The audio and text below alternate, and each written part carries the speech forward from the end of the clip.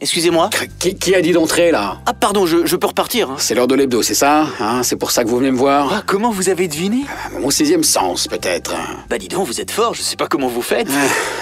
Cette intelligence, ça va. Oui, d'accord. Bon, j'étais en train d'écrire le concept, là. D'accord. C'est un magazine, c'est ça? Oui. Oui? Non. Non? Si. Vous commencez à me taper sur les nerfs, mon vieux. Oh oui, moi aussi, je me supporte plus. Envoyez l'émission. Tout de suite. On va finir par comprendre. Excellente idée, patron. Je sais. Vous avez toujours le bon réflexe, vous. Taisez-vous, lancez. Bonjour, c'est la première de l'année, la première de 2023 pour l'hebdo. Nous allons revenir sur l'actualité qui a marqué ces derniers jours.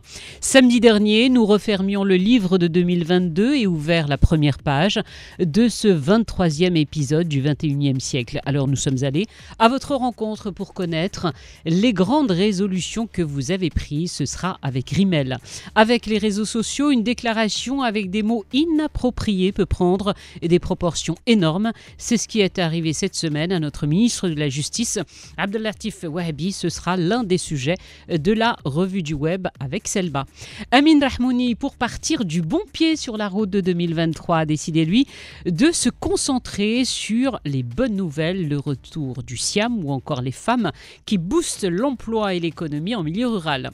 Le sujet du jour sera sur ce vent de colère des auto-entrepreneurs au Maroc qui dénoncent le nouveau régime fiscal imposé par la nouvelle loi de finances. Jusqu'à présent, ils bénéficiaient d'un régime fiscal allégé, mais maintenant, au-dessus d'un certain seuil, ils seront taxés de 30% à la source, totalement inacceptable pour beaucoup. Nous en parlerons avec notre invité, Mohamed Soloh. Il est vice-président du Conseil régional des experts comptables et membre de l'Union des auto-entrepreneurs au Maroc. Et puis bien sûr, nous terminerons en musique avec, enfin presque, avec la pépite de Yacine. Allez l'hebdo, c'est parti. Installez-vous, c'est parti pour 1 heure d'actu. Mais c'est pas un journal, on est d'accord. C'est l'hebdo sur Radio 2M. Bonjour à tous. Bonjour. Bonjour toute seule. Bonne année. Meilleurs vœux, c'est vrai. Ouais. C'est vrai. Toute seule, ça va être toutes les semaines? Non, Ou juste celle-ci. Ah, ok, d'accord. Je me promets d'arrêter par la suite. Il faut arrêter de se souhaiter bonne année. Ah bon? Il faut juste se souhaiter une année normale, parce qu'à chaque fois qu'on se dit bonne année, il se passe des trucs de fou. Donc on va se souhaiter une année normale. Ce serait triste s'il se passait rien en même temps. Non, mais ça nous a manqué une année normale depuis Covid. C'est vrai. Ouais. Moi, je peux vous dire 2023, c'est pas une année normale. Ça sent En déjà général, la pessimiste, c'est Salima qui n'est pas là, on l'embrasse. C'est bien, mais on dirait que les deux, là, ils ont pris le relais de Salima. Exactement, tu vas faire en sorte de ne pas la remplacer aujourd'hui, ça nous fera des vacances. Merci Yacine. Tu vas te marier? Nous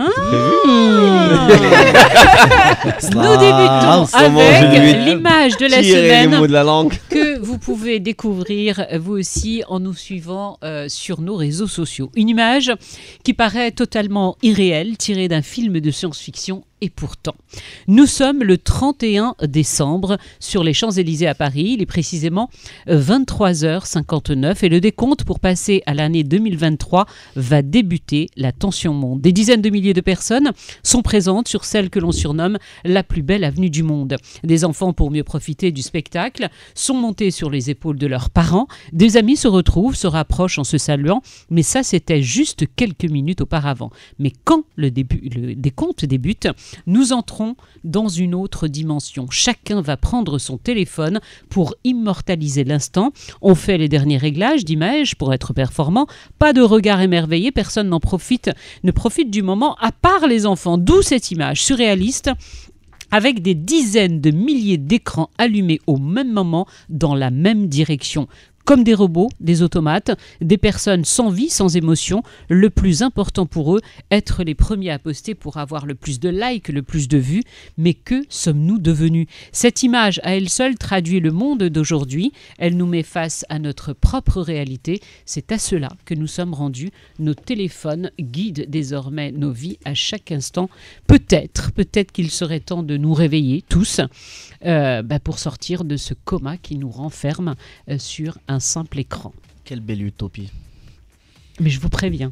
De sortir. Rien que pour garder la rime, celui qui aujourd'hui regarde son téléphone pendant l'émission, je le tue. Mais qui donc fait ça?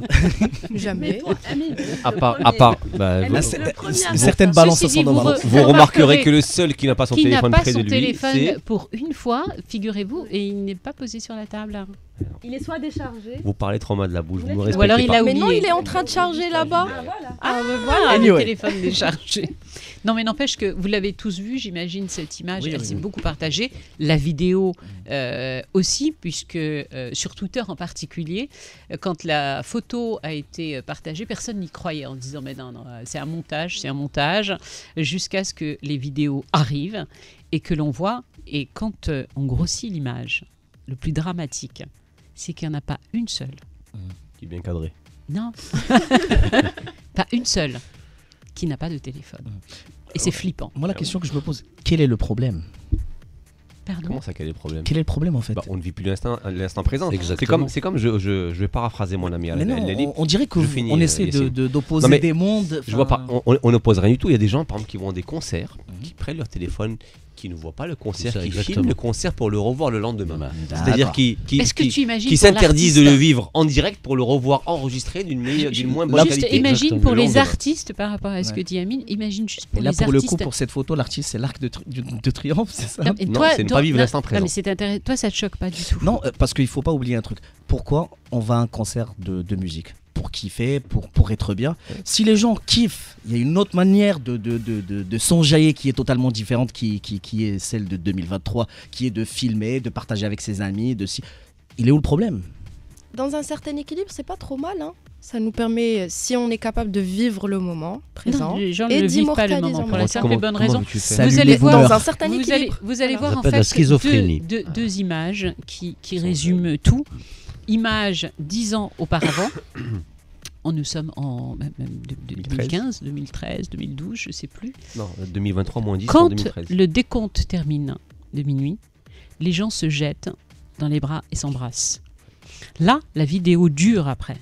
Il ne se passe rien, il Bah oui, il y a le filme Covid le feu entre-temps. d'artifice. Rien. Il ne se passe rien. Ah oui, les gestes barrières. Ah oui, vous, ça vous... Bref. Non, mais mais non, tu moi sais, aussi, Je suis ouais. encore plus scotché. juste très Elle rapidement, est ça flippante. me rappelle un certain débat qui a eu lieu à certains moments au début de l'arrivée des musiques électroniques. Tu avais les gens en fait qui te disaient ouais non c'est pas de la vraie musique, les musiques électroniques, ça grue, ça n'a triche. rien à voir. Mais rien à voir. Je Tu te peux dis pas faire- juste que en fait c'est Hors une sujet. évolution. Mais Hors hors sujet, sujet. carrément. Ah bah Ok, hors bah, sujet. Passons au Hors sujet. Passons à Hors l'autre sujet. sujet. Nous parlons de nos émotions, de comment nous vivons l'instant. Mais même Aujourd'hui. même nos émotions, elles ont changé. Les gens maintenant, les émotions, c'est via les Et toi, réseaux ça sociaux. donc, ça ne te choque pas. Absolument Pour toi, pas. c'est Non, normal. je suis pas d'accord. Non, ça veut rien dire. Il n'y a plus d'émotion. Il n'y a plus rien. Voilà, les jeunes, on dirait des robots. Ils sont et leur vie est gérée par le téléphone, par tout ce qui est, voilà, nouvelle technologie. Moi, je trouve ça affreux. C'est horrible. Je trouve ça Tu vas au affreux. restaurant, c'est pour passer quand même un moment agréable. Tu viens même avec des amis. Yeah. On va au restaurant pour manger tout d'abord. Ah mais d'accord. Ok, on va enchaîner. Il Je a pense décidé qu'il veut d'être faire en de la forme aujourd'hui, non, oui, je il a pense qu'il a décidé envie d'être de en faire de la forme provoque aujourd'hui, pour faire de la provoque. Là, une balance. Le c'est téléphone normal. partout, on va y retourner. Le téléphone partout et même pendant des obsèques maintenant. C'est assez dramatique, je suis désolée que ça te plaise ou pas. Mais je trouve ça monstrueux et je l'assume. Et celui qui a été sous le feu des critiques cette semaine, c'est Gianni Infantino. Alors que le monde entier rendait un dernier hommage à la légende du football, on voit le président de la FIFA posé, tout sourire, non loin du corps du roi Pelé, exposé pour une veillée funèbre sur la pelouse du club de Santos où la légende brésilienne, tu me dis si je me trompe, du ballon rond a Tu es brillé parfait jusque-là. 1956 à 1974. Oui. Avec deux À peu Coupes du près. Monde, notamment. Donc sur cette fameuse photo, on peut 54 à apercevoir 76. la Je reviens sœur des fiches. de Pelé, merci, la sœur de Pelé qui se recueille sur le cercueil de son frère, et donc Infantino qui lui se livre au selfie, le sourire aux lèvres, totalement indécent. Il s'est expliqué par la suite, bien évidemment, en disant que c'était des fans qui lui avaient demandé des selfies, mais franchement, faire ça devant un cercueil et un moment de recueillement, ouais, de chouma, voilà quoi. Pour Plus reprendre de- la métaphore footballistique, c'est un très mauvais geste technique. Bon, Ah, pas mal, non, c'est... Ça va viendre, ça va viendre. Plus de 230 000 personnes se sont recueillis en ce début de semaine, parce que c'était quand même l'événement de la semaine. 230 000 personnes qui se sont recueillies en ce début de semaine devant la dépouille du roi Pelé qui a rejoint sa dernière demeure dans un cimetière, pas comme les autres, un cimetière qui touche le ciel. C'est dans Un œil sur le monde. Jingle.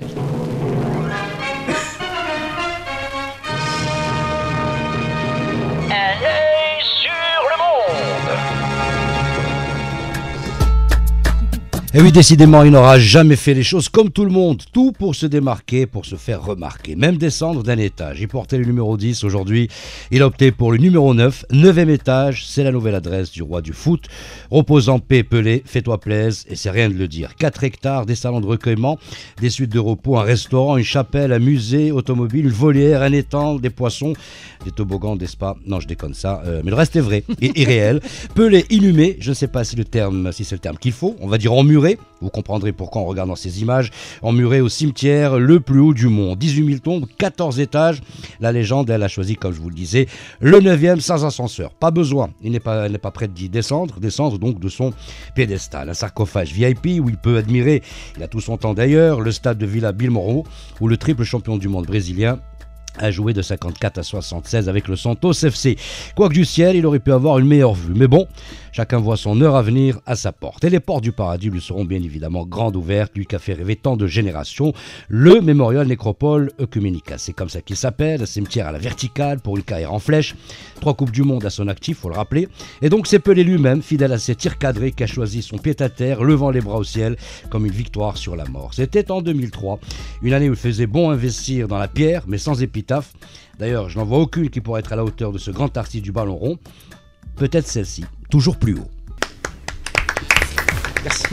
Très franchement, cette voix nous avait manqué. Idéal. Je vous le dis tranquillement. Merci. Je confirme. Une Vous des l'avez plus belles vu, voix cet radiophoniques immeuble. On du avait Maroc. rarement vu en fait des cimetières comme celui-là, des cimetières de personnalités. Peut-être le plus connu est celui du Père Lachaise à Paris, qui est devenu un véritable musée Arlington aussi. et qui fait partie en fait Montmartre et qui aussi. fait partie en fait des circuits touristiques. Et celui-ci, Père cette fameuse tour en fait est totalement invraisemblable et personne n'imaginait voir un immeuble où reposerait à jamais Yes. Pelé. En fait, Hein en fait, je pense L'entrée que est payante. Non. cette découverte sied parfaitement au personnage parce qu'il faut savoir que Pelé fut un précurseur dans tout. L'un des plus jeunes joueurs à gagner une Coupe du Monde à 17 ans, il me semble. Tous les gestes techniques dont se prévalent aujourd'hui le footballeur contemporain, c'est venu de Pelé. On l'a découvert à travers une super vidéo. En fait, tous les passements de jambes, les élastiques, en fait, toutes des choses très précises, c'est Pelé. C'est un des premiers joueurs qui fut aussi un homme politique. Il a été ministre, il me semble. Donc c'est un monsieur qui a innové dans tout, qui a été précurseur, comme j'ai dit. Donc peut-être que ça sera aussi l'un des premières personnalités à être inhumé dans quelque chose en hauteur. Voilà. Pour lui rendre hommage, il y a la FIFA qui a demandé à ses États membres de choisir le nom de Pelé pour un des stades, exactement. Ouais. Donc, Ça, c'est voilà. normal. Imposé Parce ça. que C'est vous en normal. pen- Moi, c'est un peu Ouais. normal. D'ailleurs, comme Maradona, très rapidement, la ville de Naples a décidé de renommer son stade, le stade Diego Armando Maradona. Et le frère de Pelé et sa fille aussi sont inhumés, faites le cimetière. D'accord, très bien. Donc on l'appelle cimetière mémorial. Quel nom il porte? Mémorial œcuménique. Voilà. Ça s'appelle comme ça. Voilà, que vous pouvez, je vous le rappelle, découvrir en images. Allez, c'est le moment de faire entrer notre invité. Je vous prie de bien vouloir accueillir Mohamed Soulouh. Il est vice-président du Conseil régional des experts comptables et membre de l'Union des auto-entrepreneurs au Maroc. L'invité.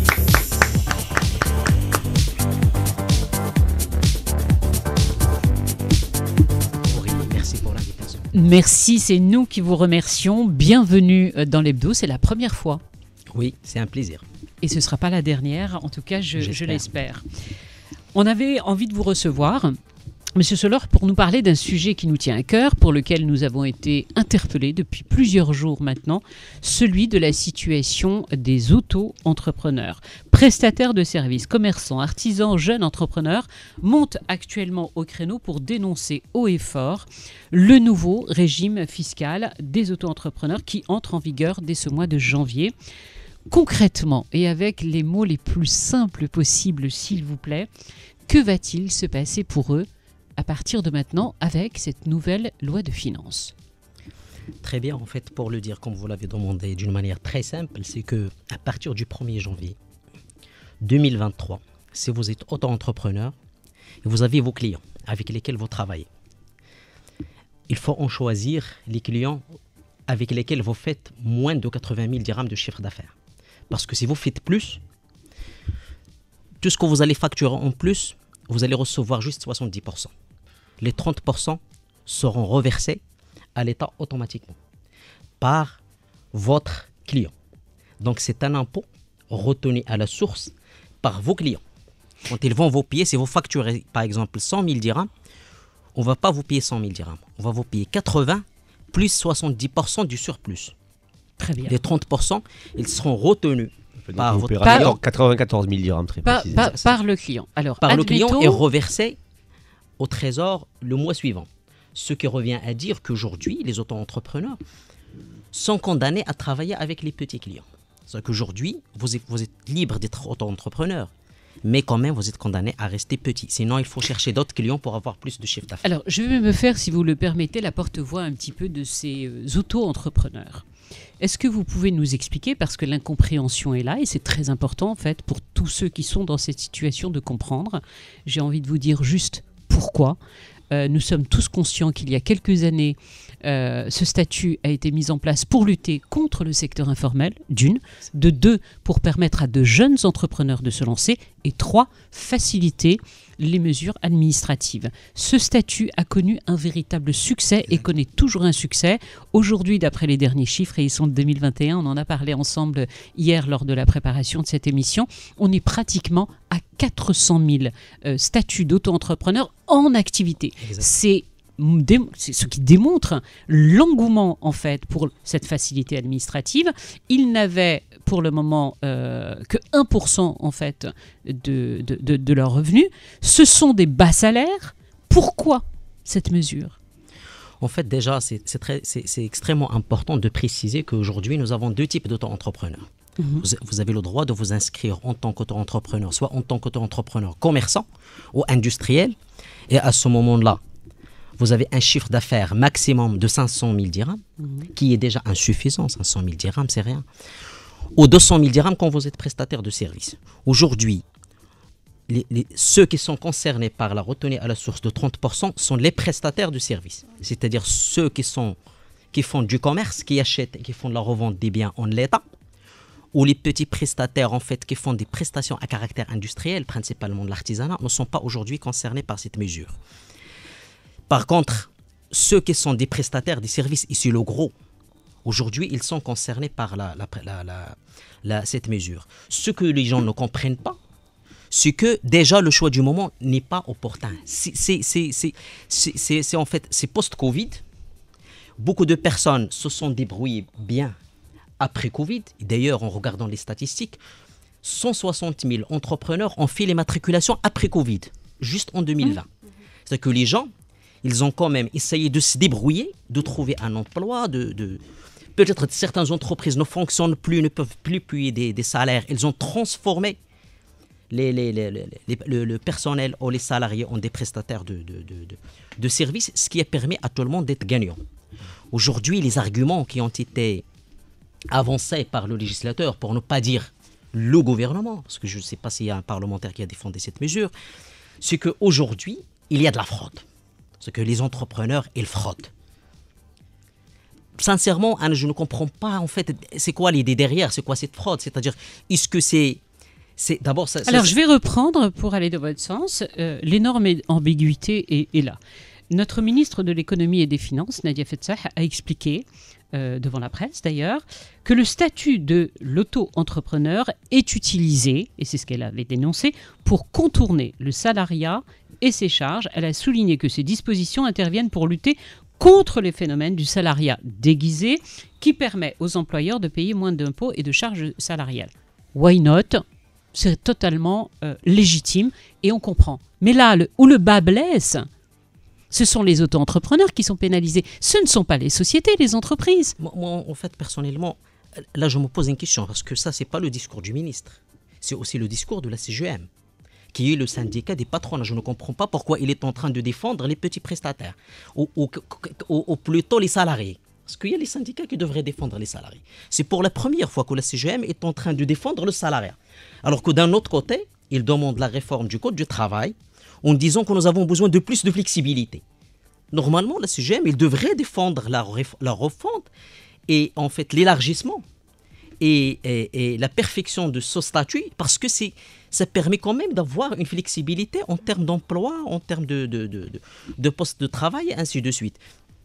Du coup, aujourd'hui, la question qui se pose, en disant que les entreprises, ils transforment les emplois salariés en fait à des prestataires de services, personnellement, je me pose la question, mais où est-ce qu'il est le problème?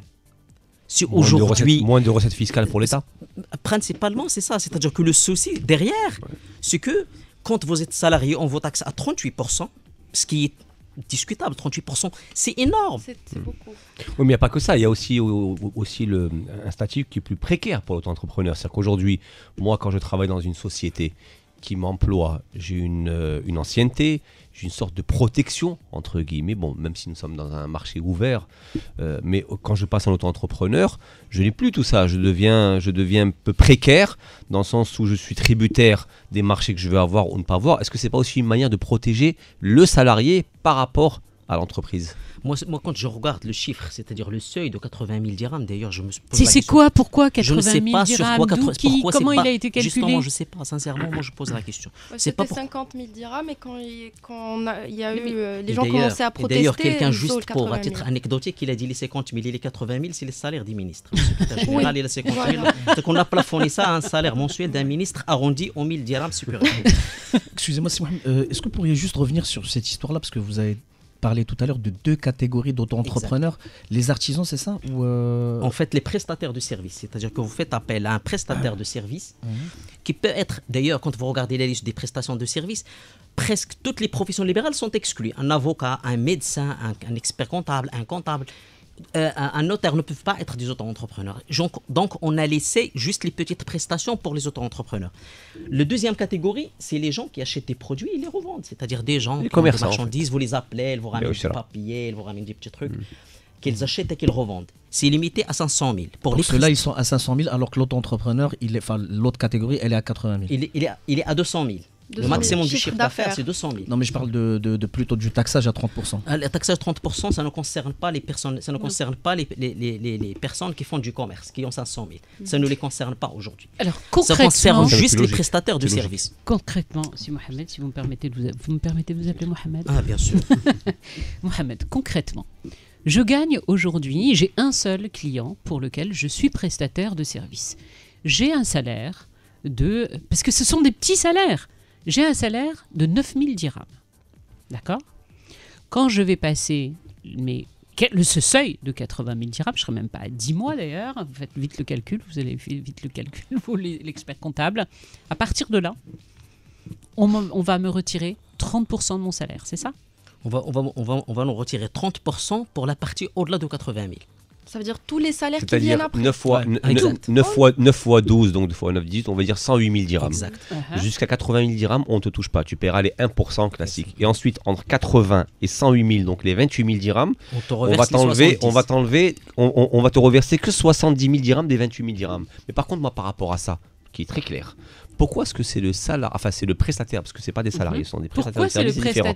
Pourquoi c'est le prestataire de service et pas l'entreprise et donc le client, parce que c'est lui qui est censé à la base, quand il emploie, payer les charges sociales. Pourquoi est-ce que c'est le prestataire de service? Puisque c'est pour lutter... c'est contractuel. Rien n'empêche. Puisque c'est pour lutter contre le salariat déguisé, pourquoi c'est pas l'entreprise? Parce que les patrons sont syndicalisés, ils sont beaucoup plus puissants en fait que des auto-entrepreneurs éparpillés un peu de partout. Même nous, l'information, on l'a eu et franchement, la pilule, on commence juste à l'avaler maintenant. C'est-à-dire que vu que il n'y a pas de syndicat d'auto-entrepreneurs, alors que des syndicats de patrons qui sont là, qui sont très très puissants et qui pèsent en fait dans l'économie, ils ont leur propre lobby, c'est eux en fait parce que la logique voudrait en fait que les 30% soient payés plutôt par le patron que par le... En fait, c'est contractuel. C'est-à-dire qu'aujourd'hui, vous pouvez convenir avec votre patron de vous payer 30% de plus. C'est-à-dire en disant que moi, vous me payez un net. Je ne m'intéresse pas à ce que vous allez Mais payer quel comme patron impôt. va accepter ça? Justement, c'est ça la question. C'est-à-dire qu'aujourd'hui, on est en train de rendre le statut de l'auto-entrepreneur un statut non compétitif. C'est-à-dire qu'aujourd'hui, il sera plus compétitif aux autres. C'est que vous êtes un prestataire, une société d'à côté, il peut proposer beaucoup moins. Mais vous, en tant C'est un qu'expert statut comptable, pénalisant. franchement, en tant qu'expert comptable, ça vous met en colère quand même de s'en... Parce que là, disons clairement les choses, on s'en prend quand même aux plus petits. Ils sont plafonnés déjà à 200 000 dirhams. La question, elle n'est même pas comptable et fiscale. À mon avis, la question est d'abord politique et sociétale. C'est un problème de société. Aujourd'hui, nous avons 400 000 auto-entrepreneurs. Vous savez, l'auto-entrepreneur, ce n'est pas quelque chose qui est nouveau au Maroc. C'est quelque chose qui est dans notre culture. Il y avait toujours des auto-entrepreneurs. C'est le cadre juridique qui est nouveau. C'est à partir de 2013, parce qu'il y avait toujours des petits prestataires par-ci, par-là, qu'on paye directement contre un bon. Parce que, en fait, le statut, quand il a été créé, parce que malheureusement, les gouvernements, les ministres, ils oublient vite. En 2013, il y avait Mohamed Bourdoud, qui était ministre, chargé de l'intégration de l'informel. Et d'ailleurs, c'est un portefeuille qui n'existe plus dans le gouvernement. Et donc, l'objectif était de penser à comment intégrer un certain nombre d'activités. Il est en fait les inciter pour aller vers le formel. Donc, on leur a promis des choses, des incitations fiscales, la simplicité. D'ailleurs, Mamoun Bourdoud, quand il faisait la promotion de l'auto-entrepreneur, il disait, vous prenez votre carte nationale, vous partez à Barid el Maghrib, la poste d'à côté, et vous aurez votre carte et vous avez le droit de facturer en toute légalité. C'était beau, c'était simple, c'était romantique. Après, les gens, ils attendaient la couverture sociale qui était promise. Les aides. On parlait de la création d'un observatoire national de l'auto-entrepreneur pour accompagner les gens, les transformations à des entreprises et ainsi de suite. Malgré tout, il y a des personnes qui ont essayé de faire ça et ça a marché difficilement. Pourquoi en fait le statut a marché difficilement? Parce que les gens ne faisaient pas confiance. C'était en fait...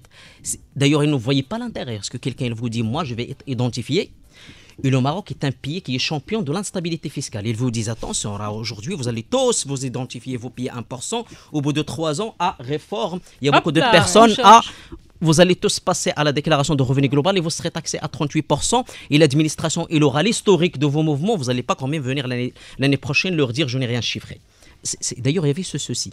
Les gens, ils ont pris du courage parce que ça commence à bouger un petit peu. Covid a beaucoup aidé. Pourquoi Covid a beaucoup aidé? Parce qu'aujourd'hui, on est en train d'aller contre l'évolution de l'histoire. Aujourd'hui, on parle de travail à distance. Les gens n'ont même pas de bureau. C'est-à-dire que même la notion de salarié aujourd'hui, la génération d'aujourd'hui, c'est une génération qui n'aime pas venir à 8 heures pointer dans un bureau, marquer la présence. En clair, c'est une aberration pour vous? C'est une aberration? Bien sûr que c'est une aberration. Et d'ailleurs, je ne sais même pas c'est quoi l'enjeu fiscal. Est-ce que nous avons fait une étude? À combien l'administration aujourd'hui ou le ministre estime la fraude due au fait que les entrepreneurs ne déclarent pas? On n'a pas de chiffres. Est-ce que vous avez fait une étude? Il n'y a pas d'étude. Sur quelle base vous avez fixé 80 000 dirhams? On ne sait pas. C'est ça, aujourd'hui, si on devait se projeter, faire un peu de prospective, quelle serait l'alternative à tout ça? C'est-à-dire aujourd'hui, c'est clair que ça ne va pas être tenable pour beaucoup de gens. Comment est-ce que vous prévoyez l'avancée des choses? Qu'est-ce qui va se passer dorénavant? Moi, sincèrement, je pense qu'on devrait d'abord revenir à l'ancien régime. L'Union de l'auto-entrepreneur, il a proposé beaucoup de mesures pour mieux encourager ce statut. Et c'est possible, de le faire, bien ça? Bien sûr, ça, que le 31-12 de l'année prochaine, on peut revenir en arrière. Mais il y aura une année, il y aura quand même une année. Il y aura une année où il y aura des dégâts. Beaucoup de personnes vont payer le prix. Mais j'espère que d'ici là, on va se rendre compte que nous avons commis une erreur. Malheureusement, et d'ailleurs, l'instabilité fiscale ne concerne pas l'auto-entrepreneur, elle concerne presque tout le dispositif fiscal marocain. Chaque année, on découvre. Moi, je suis expert comptable, je me perds, je ne sais plus quelle est la disposition de 2019, de 2020. Parce qu'entre-temps, on l'a changé 3 fois. On peut même parfois légiférer des choses qu'on n'applique jamais. Parce qu'on la change avant qu'elle soit entrée en vigueur. Et d'ailleurs, c'est un problème qui se pose même pour les entreprises. Pour revenir à l'histoire de l'auto-entrepreneur aujourd'hui. Quand ça a été créé, d'ailleurs, Mamoun Bourdoud qui a en fait initié le statut de l'auto-entrepreneur, c'est la seule chose qu'il a fait dans son portefeuille. Une loi de 15 articles, brève, qui dit tout simplement, vous n'avez pas besoin d'un registre de commerce, vous n'aurez pas besoin d'un contrat de domiciliation, un contrat de bail, vous aurez besoin de votre carte nationale et vous allez commencer à facturer. On leur a dit, si vous dépassez le chiffre d'affaires 2 fois successives, encaissé, les seuils fixés, vous changez de régime. C'est que même le statut n'est pas très attractif fiscalement aujourd'hui. Parce que les avantages, alors tu peux en bénéficier en étant en étant sous le régime de droit commun, c'est-à-dire en allant juste avoir une taxe professionnelle. On va continuer à en parler, vous restez avec nous bien évidemment. Vous suivez un petit peu ce qui se passe sur les réseaux sociaux? Oui, je suis pas actif, mais je suis consommateur. Mais vous êtes consommateur. Alors chaque semaine, dans l'hebdo, Selma suit pour nous ce qui se passe sur les réseaux sociaux. On va voir cette semaine ce qui a retenu son attention. Jingle. Les nouvelles du web avec Salma. Que s'est-il passé? Alors cette semaine, je vous emmène faire un tour du monde depuis le studio de l'hebdo. Donc bouclez vos ceintures les amis. Alors, il était une fois les deux meilleurs amis du monde qui sont allés à New York, qui ont assisté au match des Nets de Brooklyn contre les Spurs de San Antonio et qui ont fini par voler la vedette à ceux qu'ils sont allés regarder. Alors, Mbappé, Hakimi chez les Nets. Cette apparition, c'était le focus de la toile ces 3 derniers jours. Et pour la bonne cause, Hakimi et Mbappé ont été accueillis en héros. Ce sont nos héros de la Coupe du Monde. Le public les a longuement ovationnés. Et enfin, ils se sont fait une grosse accolade avec la superstar des Nets, Kevin Durant, qui leur a aussi donné des maillots. Alors tout ça, ça a de quoi réchauffer le cœur. Les rois du monde, comment ne pas être fier en voyant ça? C'est ce qu'on a lu comme commentaire tout mignon. Là, on a cet internaute qui a posté le selfie de Hakimi et Mbappé, cagoulés à New York. On voit derrière eux le logo de H&M. Donc pour lui, ça veut dire Hakimi et Mbappé. Voilà, un signe parmi d'autres. C'est mignon. Ouais. Mais ce qui a aussi captivé la toile, c'était l'amitié des deux coéquipiers, inséparables, avec naturellement les vannes de la toile à ce sujet. Donc je les trouve trop choux tous les deux. Hakimi, je le vois avec Mbappé plus qu'avec sa femme. Et là, je vais me permettre de citer Amin Rahmouni qui a dit que c'est la meilleure bromance de cette nouvelle année. Voilà. On passe de New York à Riyad, en Arabie Saoudite, où l'exquise Georgina Rodriguez est arrivée cette semaine. Alors, petite parenthèse, Georgina, elle monopolise la toile depuis un bon moment, avec la Rolls-Royce qu'elle a offert à Cristiano. C'est pas le même niveau. Vous, vos femmes, elles vous offrent des chaussettes. Elle, c'est une Rolls-Royce. C'est pas la même chose. Et même des chaussettes, on n'a pas le droit. Pour remplacer les célibataires que tu as. Tu vois, Je pensais que t'allais dire même des femmes, j'en ai pas. Voilà. Georgina, en Arabie Saoudite, c'était la fenêtre créative du web. Déjà, son visage un peu neutre, un petit peu fermé pendant la cérémonie de présentation de Ronaldo, s'est fait remarquer auprès des internautes qui ont commenté « Georgina, elle ne sait pas ce qu'elle fout là, la Georgina au bout de sa vie. » Voilà. Sa tenue modeste, jean, col roulé, abaya, make-up parfait, pas de hijab. Ça en a séduit beaucoup. On a eu du commentaire des styles Georgina Imstura maintenant. Voilà. Et moi, perso, je trouve ça très classe de respecter le pays d'accueil. En plus qu'elle était à tomber. Donc voilà. Que ce soit du côté saoudien ou autre, les blagues ont fusé, les prémonitions et les rumeurs aussi. Alors voici mon meilleur benchmarking. Première prédiction pour cet internaute, Cristiano, Georgina et leurs enfants vont devenir musulmans. Moi, je vous le dis, sa prochaine étape, c'est la shahada. Bon, pourvu qu'ils le veuillent bien, 15, hein. Ouais, pourquoi, s'ils le veulent. Hein. Pour cet internaute, Georgina, après sa première semaine en Arabie Saoudite, c'est la photo d'une dame en djellaba et foulard. Voilà. En termes de rumeurs, la plus grosse qui est fusée... Alors, la plus grosse rumeur qu'il y a eu, c'est soi-disant que le club d'Al-Nassr aurait demandé à Cristiano d'épouser Georgina pour être conforme aux lois du pays. Cette rumeur, le club l'a démenti, bien sûr, mais pour cet internaute, si Georgina l'avait su, elle l'aurait envoyé en Arabie Saoudite depuis longtemps. Voilà. Les 90 millions de dollars par an que va toucher Ronaldo, Al-Nassr ont bien sûr aussi fait jaser. Et pour beaucoup d'internautes, c'est bizarre que Georgina ait accepté de quitter Madrid et de déménager à Riyad, vu que l'environnement est différent et les lois aussi. Donc l'argent est sûrement, pour les internautes, le plus grand argument qui pèse. Et on a bien sûr eu des pépites à ce sujet. Donc Cristiano à Georgina, quand elle va lui demander pourquoi il y a 3 autres femmes dans le lit conjugal, il va lui montrer une liasse d'argent. Caris. Ou encore, ouais, c'est Caris. Ou encore la même photo de Caris, mais quand Georgina va demander à Cristiano pourquoi elle doit porter un gilbeb. Voilà, la liasse d'argent encore. Et on va clôturer la chronique au Maroc avec ce avec quoi on a inauguré l'année, le bad buzz de notre ministre de la Justice, Abdellatif Ouahabi, avec sa fameuse déclaration sur les études de son fils au Canada. Alors déjà, avant cette déclaration, les eaux étaient bien troubles pour le ministre avec les contestations de l'examen du barreau.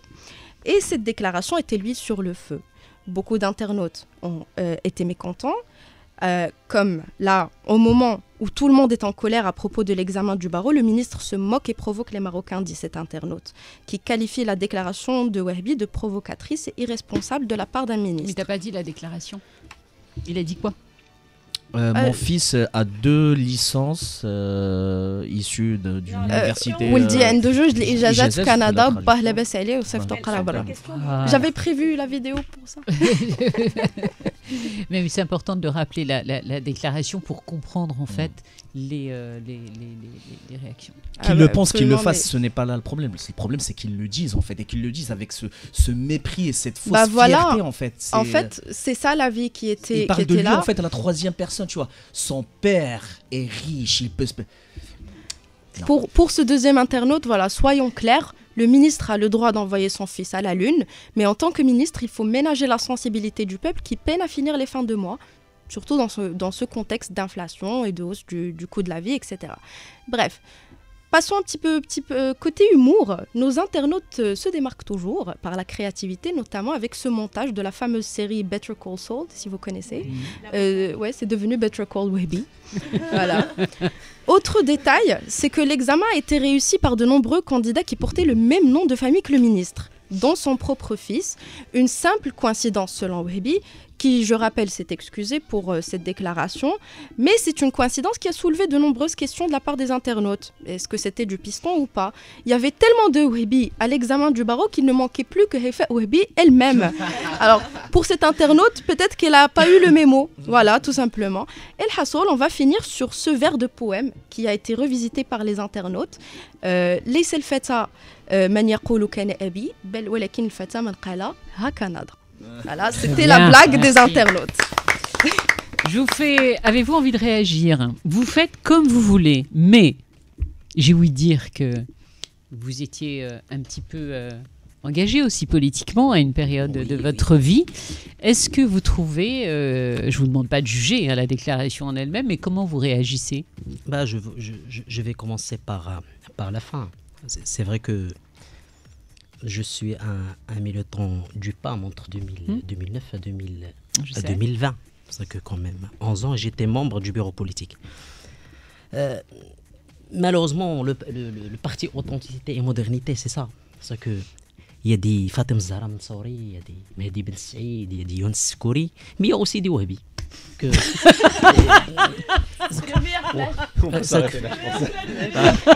très intéressant, continuez, allez. Et c'est ce que nous avons toujours. C'est devenu des adjectifs, tu vois. Et c'est ce que nous avons, et c'est ce que les gens ont toujours reproché au PAM.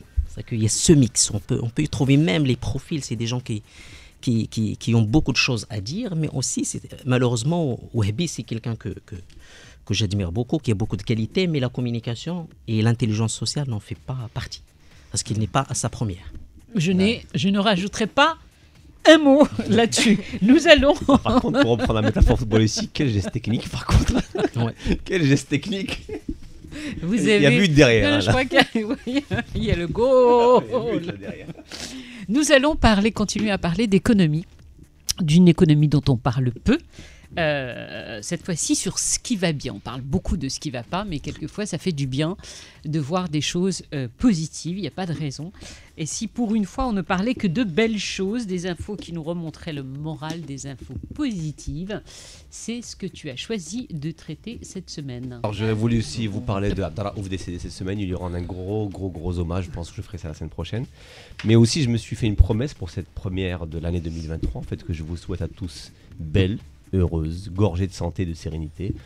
Et je me suis donc fait un point d'honneur, celui de commencer sur une note positive. Donc une note pleine d'espoir et de bonnes ondes. Parce que comme dit un proverbe africain que nous sommes, il faut le rappeler, l'espoir c'est quand même le pilier du monde. Or notre monde vacille, Madame Laouni.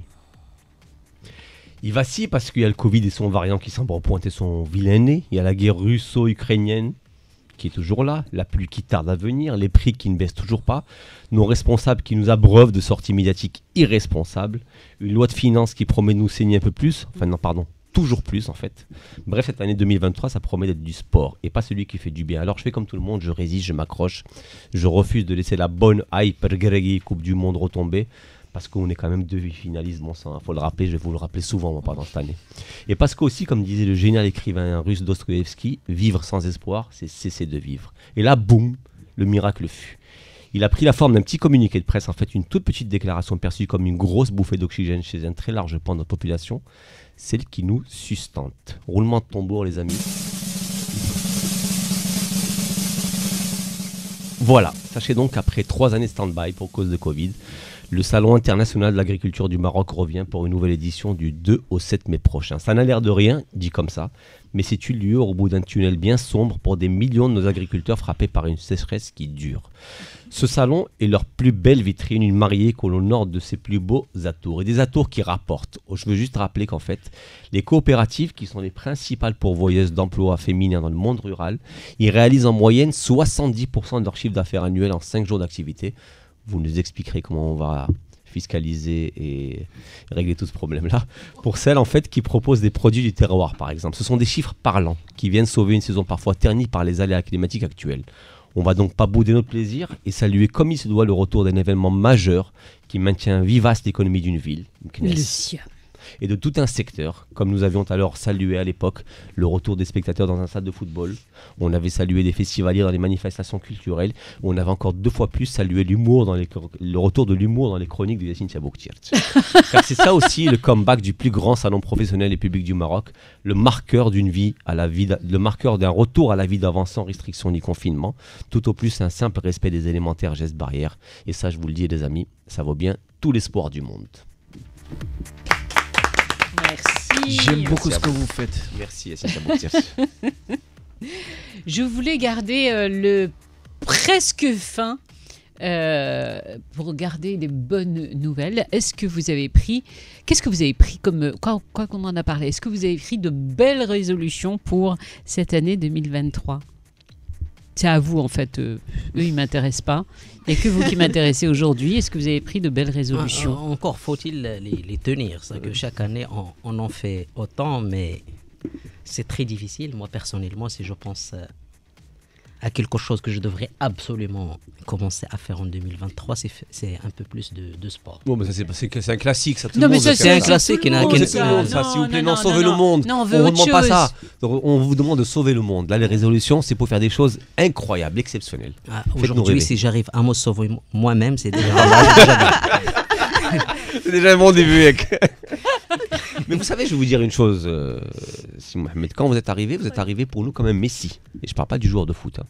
Parce qu'on a vu le monsieur qui va venir avec des choses incroyables, des nouvelles mesures, des propositions qui vont nous sortir un petit peu de ce marasme de projet de loi fiscale qui n'est même plus un projet, qui est véritablement une loi de finances maintenant. Mais LF a été voté. Donc effectivement, voilà. Donc voilà, on attend de vous que vous nous donnez des alternatives, que vous nous disiez quoi faire, que vous nous donnez des bonnes nouvelles. Mais honnêtement, faire Non, mais du ça, sport, c'est sérieusement. très important. Bah, bien En sûr. dehors des résolutions, vous nous direz, mais juste après ce sujet, parce que on va aller sonder. Alors chaque semaine, Rimel, ici présente, va prendre la température, le thermomètre de nous, quoi, des Marocains, pour savoir comment ils vont. Et à chaque fois avec des questions qui changent suivant les sujets. Et là, tu es allé leur demander, Rimel, quelles étaient les grandes résolutions qu'ils avaient prises pour cette année 2023. Tout à fait. Il y a le jingle. La Walkwoman. C'est quoi, Fia, il paraît que ça ne sert absolument à rien de prendre des résolutions. Mais c'est vrai que c'est tentant, ce nouvel an, d'en faire le jour zéro d'une nouvelle vie plus saine, plus sobre. En fait, les résolutions, c'est tout l'inverse de ta soirée de réveillon. Mais je vous le dis tout de suite, vous allez échouer. Vous allez échouer. Que vous ayez décidé de perdre vos 10 kilos de trop, d'arrêter la cigarette. Mais pourquoi vous êtes faire tous plus de pessimistes sport. comme ça? Alors, tu sais quoi, c'est du temps perdu. Et c'est pas moi qui le dis, c'est la science. C'est une équipe de l'université de Bristol. On peut toujours compter sur les Anglais pour des enquêtes de qualité. Ils ont démontré que 12% des résolutions seulement sont tenues.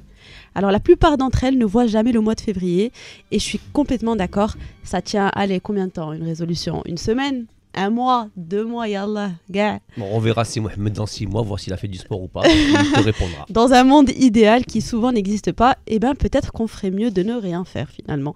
Et vous savez quoi, je suis tombée sur un article intitulé « La bonne résolution à ne pas prendre selon votre signe astrologique ». Je vais jusqu'à mon signe que je trouve qui me va parfaitement bien, celui de la Vierge, et je lis « N'essayez pas d'être plus sympa ». Du coup, avant balances. avant de s'écouter le micro-trottoir, on va faire un petit tour de table. Vous allez me dire votre signe astro et je vous dirai la bonne résolution à ne surtout pas prendre. Je vais commencer par toi, Amine. Moi, je suis comme Yacine, balance. Balance. N'essayez pas de ne pas prendre parti. Pas mal. Non, c'est faux. Je prends très rarement parti parce que moi, je ménage toujours. Je prends très rarement parti parce que je suis une personne qui ménage toujours la Neutre. chèvre et le chou. Allez, J'arrive allez. pas à trancher, je suis une balance, justement. Mais il peut faire plaisir à tout le monde. Ouais, c'est vrai. Salma Vierge, je pense vierge comme moi. Ouais. Donc il faut pas être trop gentil. Yacine comme moi. Essayez de ne pas. Mohamed, vous êtes Cancer. Ils sont sympas les concerts. Hein. Alors, cancer, ne vous mettez pas à tenir un journal. Il n'en avait pas l'intention, donc ça tombe très bien. Sincèrement, je le faisais depuis toujours, mais pas d'une manière régulière. C'est que de temps en temps, je pense que. Donc elle vous dit que pour l'année 2023, c'est pas la Donc peine. je vais rien C'est pas écrire la pour peine. 2023. Non, non, il faut pas pas. la Très bien, ça fait moins de Verseau. Il y a verso, verso. Il y en a pas. N'essayez pas d'avoir moins souvent raison. Oh, joli. Pas N'en mal. déplaise à Amine Rahmouni. Moi, donc, Tu peux le répéter, s'il moi, te- moi, moi, j'ai une, Vas-y, moi, j'ai une can you repeat moi, j'ai une again, lucidité please? de vieux. Ah, Moi, j'ai une vas-y. lucidité de N'essayez vieux que tu pas, n'as pas. N'essayez pas C'est d'avoir. comme moi. N'essayez pas d'avoir Mais moins moi, ça va. raison Chut, souvent. chut, chut. Non, j'ai pas N'essayez d'égo, pas moi, c'est d'avoir juste- moins Moins raison. souvent raison. C'est-à-dire qu'elle a souvent raison. Sauf que moi, j'ai une lucidité que tu n'as pas, celle des vieux. Et je sais rendre hommage à mes patrons. Surtout quand la fin du mois approche. Pralina Yassine. Mais Mais voilà, non, c'est tu l'as déjà dit puisqu'ils sont du même signe astrologique. c'est le même signe. Il faudrait Eh que ouais. tu envoies ton micro-trottoir pour qu'on ait le temps de l'écouter Eh ben, parce on que va le temps s'écouter passe tout très de vite. À vous. Quelles sont vos résolutions pour 2023 Faire plus de sport et puis venir souvent à Casa parce que j'habite à Atlanta en Amérique où j'enseigne et j'aimerais bien venir avec mes étudiants de temps en temps ici à Casa pour leur montrer la beauté, pas seulement du Maroc mais aussi une nouvelle vie, plein de choses intéressantes au Maroc. داير واحد البلانينغ ان شاء الله باش نبدا ان شاء الله سبور وداك الشيء كنتمنى ان شاء الله ندير ان بروغرام عاوتاني في لي لونغ اونغلي شويه الاسبان شويه الايطالي يكون عندنا كونيسونس على كاع لي لونغ ما كرهناش. Mes résolutions pour 2023, c'est-à-dire renforcer un peu la langue espagnole. J'ai juste appris quand j'étais au collège. Alors, قولي لنا شنو هما الحوايج اللي ما كرهتيش تبدل في حياتك هذا العام؟ ندخل فلوس كتر أو just make more money. شي حاجة أخرى؟ Probably work out نمشي لا سال دو سبور أكتر. نرجع نستقل في المغرب نبدل الخدمة ندير بزاف الفلوس. Je préfère plutôt apprendre une langue. Et aussi, j'aimerais beaucoup continuer mes études. C'est très intéressant parce que les études, c'est un peu bénéfique aussi. Et aussi, j'aimerais bien trouver du travail, pourquoi pas. Aussi chercher du travail par-ci, par-là. Est-ce que tu as déjà commencé à travailler sur tes résolutions? Pour l'instant, on fait de notre mieux. Quelles sont vos résolutions pour 2023? Pour moi-même, c'est apprendre le dirigeant. Parce que je ne suis pas d'origine d'ici, de Pays-Bas, mais j'habite en France. Mais je suis souvent maintenant à Casa. Et c'est pourquoi c'est nécessaire d'apprendre le langage d'ici. Vous savez déjà placer quelques mots? Baïda, Dar, oui, Dar Baïda. Mes résolutions, c'est que vivre, je viens de terminer ma vie active, donc je vais profiter, donc tout ce que je n'ai pas fait pendant ma vie active, voyager, garder une bonne santé et garder la bonne humeur. Merci. Bon, le sport revient beaucoup quand même Et dans les dans langues, les les langues résolutions aussi, et les puis langues. les langues. Comme il nous reste pas beaucoup de temps, merci beaucoup Rimel. Comme il nous reste pas beaucoup de temps, il y a quelque chose d'essentiel et c'est très important pour non seulement ceux qui nous suivent sur les réseaux sociaux et sur l'antenne de Radio 2M, pour tous ces entrepreneurs qui aujourd'hui sont dans une situation des plus délicates. Il y a la colère, mais ce qu'ils attendent surtout, si Mohamed, c'est que vous puissiez leur donner des conseils. Que peuvent-ils faire? S'il y a un conseil, d'abord, c'est qu'il ne faut pas abandonner.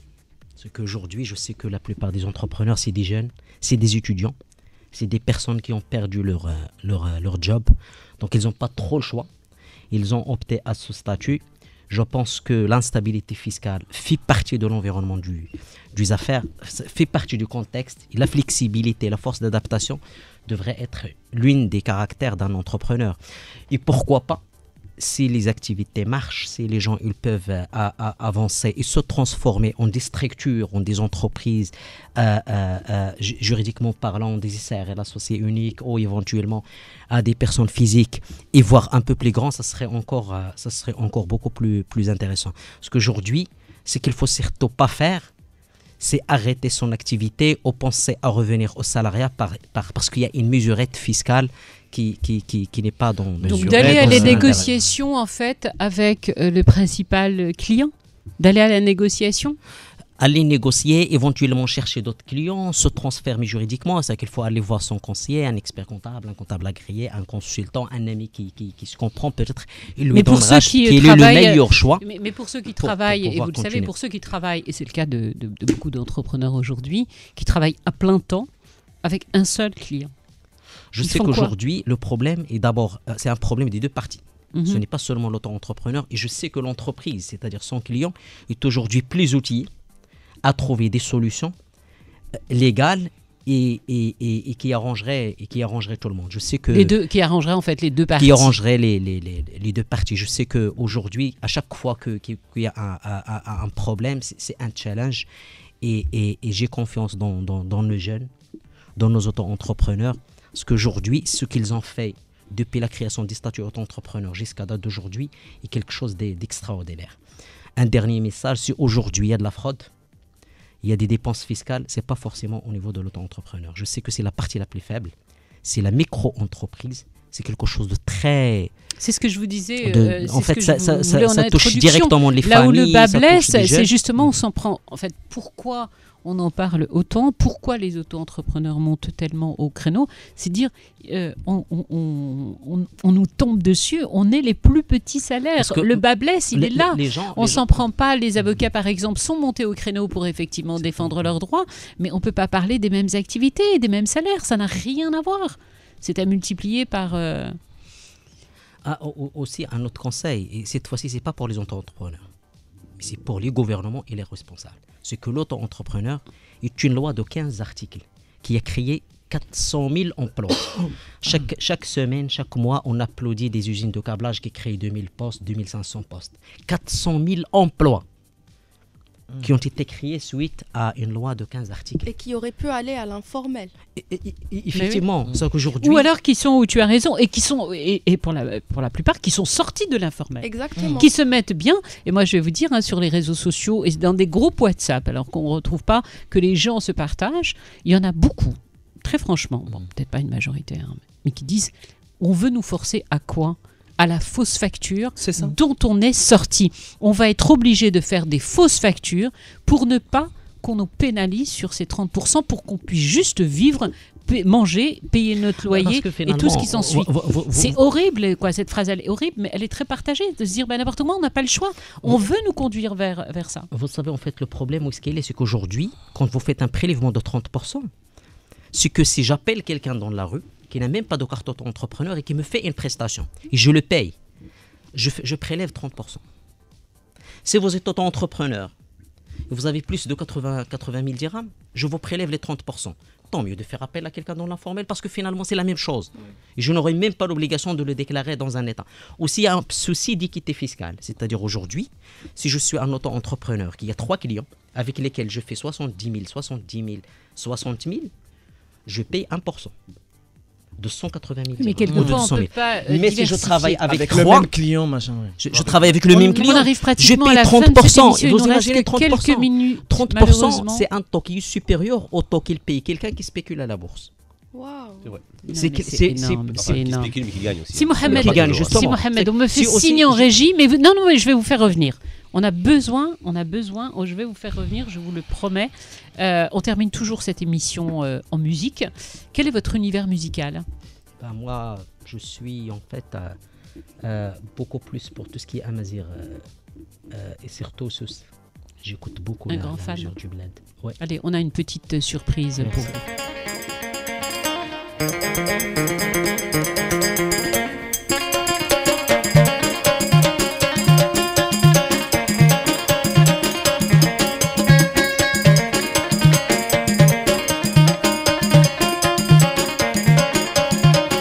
C'est qui ? C'est le style de Dadi, mais c'est Bnet ou Dadi. C'est Pas mal. On referme cette émission avec la pépite de Yacine Tabouktir. Jingle. Radio 2M, la pépite de Yacine Tabouktir. J'ai envie de rire, je sais pas pourquoi. Madame Laouni, bonne année, meilleurs vœux, bash mesh menijis, hauslama, tout ça. Une très très belle année qui s'annonce, hein. Oui, non? Oui, tout à fait. Très, très belle. Bref, très rapidement, messieurs, dames, nous sommes le vendredi 6 janvier 2023 et ça commence bien avec une revue de presse complètement genounée.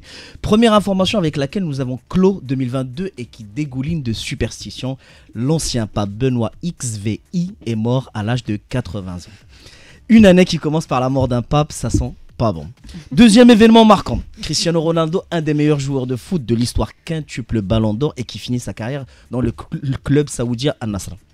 J'aurais aimé qu'il vienne plus tôt chez nous, mais pour cela, il fallait dépenser le budget annuel du ministère de l'inclusion économique, de la petite entreprise, de l'emploi et des compétences. Peut-être que nous allons l'avoir CR7 l'année prochaine, vu qu'ils vont saigner les auto-entrepreneurs. Petite dédicace. Voilou.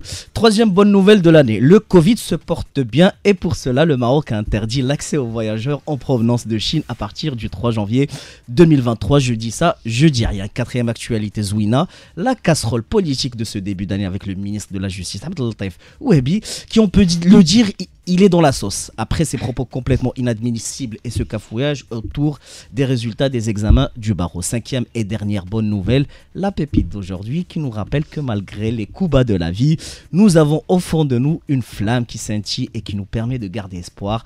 Effectivement, et malgré un chagrin d'amour qui lui a brisé le cœur, la chanteuse britannico-albanaise Dua Lipa ne s'est pas dégonflée et nous a pondu ce chef-d'œuvre de la pop contemporaine qui nous rappelle que l'espoir fait vivre et surtout qu'il faut y croire. C'est la fin de cette revue de presse genounée et je vous laisse avec Love Again de Dua Lipa. Voilà, c'est avec ce beau morceau qu'on va découvrir ensemble qu'on va refermer l'hebdo. Merci infiniment d'avoir été avec nous. Est-ce que vous avez passé un bon moment? Oui, effectivement, et merci beaucoup. Je pense que ce ne serait pas la dernière. Non, ça ne va pas être la dernière. Franchement, on a besoin de vous parce que la fiscalité, on en parle toujours avec... on en tremble un tout petit peu, payer ses impôts c'est normal. Vous l'avez avoué vous-même en tant qu'expert comptable, il y a des aberrations énormes et nous on est totalement perdus. Donc si de temps en temps vous pouvez venir nous donner des conseils, vraiment marhaba bik. En tout cas, merci beaucoup. Je rappelle que vous êtes le président du conseil régional, donc du Grand Casablanca, des experts comptables et que vous êtes aussi membre de l'Union des auto-entrepreneurs au Maroc. Et puis votre message, il est important. Vous dites, voilà, le message que vous adressez aux auto-entrepreneurs, ne lâchez rien. Et peut-être qu'il y a moyen de négocier justement que c'est encore temps, parce que ces fameux 30%, en réalité, ils vont les payer vers septembre, octobre. Donc il y a le temps de voir un petit peu les choses. Inch'Allah, d'ici là. S'il ne lâche pas. Merci infiniment d'avoir été avec nous. On se dit à très bientôt. Merci la team. Merci à vous. Merci. Et à vous, on vous donne rendez-vous vendredi prochain. On regarde la caméra qui est là-bas et on dit au revoir. Oh God.